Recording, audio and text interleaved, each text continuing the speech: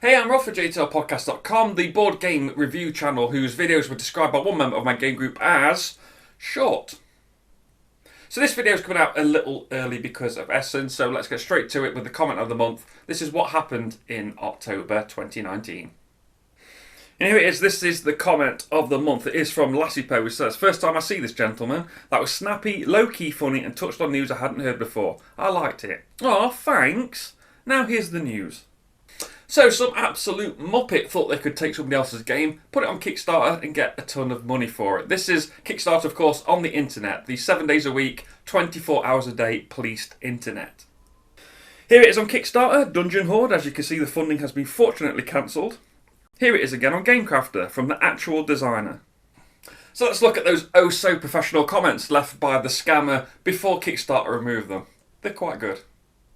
One reply was, "Hey you mother flipper, you're just a super dick. You know, go play away and do something in your life. And who told you you were waiting to live from this complaint? It's nothing like you, you're just real stupid." Of course, this jolly number that ends, "Let the internet help you when I end you." Most of these comments were aimed at the real designer, Ernest Formosa. They also tried the same thing with another GameCrafter game, Christ is Born, different user but both from Paris, France, has the same real name you could find by digging and launched at the same time.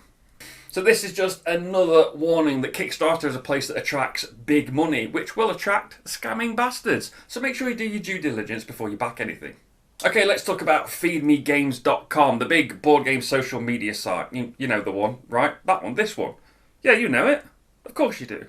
Well, on Twitter, they wrote an open letter to the board game community. 3 weeks ago, we launched a social media site dedicated to tabletop gaming. We did it because people were telling me directly they wanted a better, more relevant option than Twitter and Facebook. We worked hard over 6 months to produce the social media site, a powerful site that has all the features of Twitter and Facebook plus blogs, all rolled into one account. It is the most powerful, expansive tabletop gaming focus site ever created. Yeah, I mean, apart from Board Game Geek and Board Game Links and all the other powerful social media sites, some of which are board game related. Now it's at this point they point out that their site hasn't really taken off after 3 weeks. We have witnessed people with forums joining and picking us to bits while blatantly promoting their own sites, literally tearing us down to grab any traffic they can in the process. Disgusting, abhorrent behaviour. These sites know who they are, and if you're on those forums, what the hell are you supporting? Hey, welcome to the internet. You must be new here. Now all you need to do on these types of forums is moderate, put the work in, put the effort in. I know what forums are like. I've worked in SEO for 10 years and I've spammed quite a few myself. Also, point 4 on your code of conduct is advertise but be respectful, so it's not exactly discouraged. Talking about people they reached out to about their site, visit their Twitter, Facebook account or website. Have they mentioned us at all? Have they flip? Great use of language there. You're really getting people on board. If you don't care that Twitter and Facebooks are politicised poo bags who sell your data, pay no tax and laugh at us every day for being so bloody open and dumb, then fine. So anyone not currently using your site are stupid and ignorant, thank you very much. By the way, I noticed you posted this open letter on Twitter, which is how I found it, because Twitter works. If you don't care that people are exposed to violent images, porn and abusive content every single day to find gaming content because there's no other option, then fine. Now that has literally never happened to me on any social media site, even looking for non-board game stuff. So what are you looking at to get that up, eh, you dirty dog? But if you do like the idea of a better way that protects people from abuse and horrible imagery, that's dedicated to one topic they want the content on, and is not sharing your data out to make money, then use the alternative. Yes, I will. It's called Board Game Geek and it's awesome. It's also called the Board Game subreddit. It's also called a curated Twitter feed. Okay, look, you've put the effort in, people seemingly don't care. It hurts. I've spent hours writing scripts, I've spent an hour recording them, and I've spent more hours editing them for what? 40 views? 20 of which drop out in the first 5 seconds, and no interaction on them whatsoever. It's hard. My video count is higher than my subscriber count, but instead of going on social media and complaining about it, I do another one, and I do another one. I do it because this is fun. I don't think anyone should go online and complain about a lack of subscribers or viewers or Patreon backers. It just makes you look bad. And I get negative comments too on both my videos, wherever I've posted them, and on my website, and people also trying to post to their own blog and post to their Kickstarter projects. You just need to moderate. It's worth working hard for if it's something you believe in. By the way, I had a look at your site, and here's a lesson for you for free. This is Twitter when logged out. See my tweets. This is Facebook when logged out. See my posts. Reddit logged out. Look at all the threads. BGG logged out. Look at all the content. Feed Me Games logged out. What am I getting? Why am I giving you, an unknown entity, my email address and a password? How do I know that you're not sharing my data to make money like you accuse the big boys of? Okay, let's see what Reddit thinks in the Reddit roundup.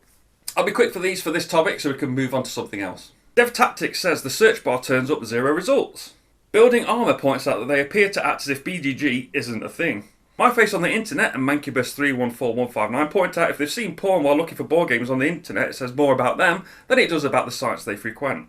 Just Another Abeng points out Google Plus failed, and that's run by a company with the power of freaking Google. We'll finish with RebDish UK, who sums up most people's opinion, which is, never heard of this site, and after reading this, I probably never will visit it. So since the open letter has been taken down, I'm sure they are quite sorry about it, and let's hope we can move on, we can rebuild, and then we can all join the site. Maybe it's going to be a good thing, maybe it won't, but hopefully the hard work will be put in, and it will get what it deserves. Hopefully success.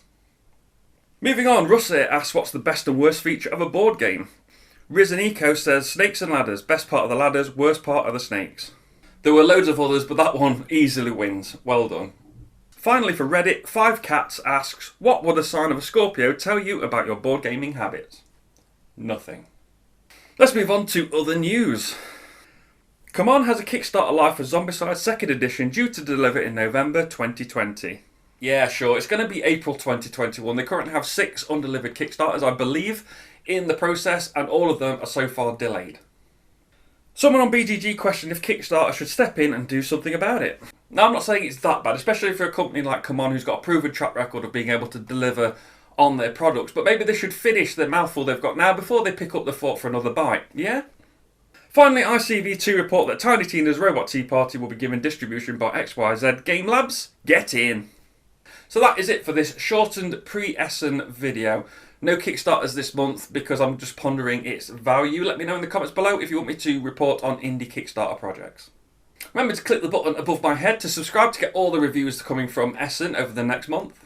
Be sure to click the video up there, which is my top 5 spooky games just in time for Halloween. I spent £1 on props, which put me £1 over budget, so be sure to check that out. And below it is a video that YouTube has picked out just for you.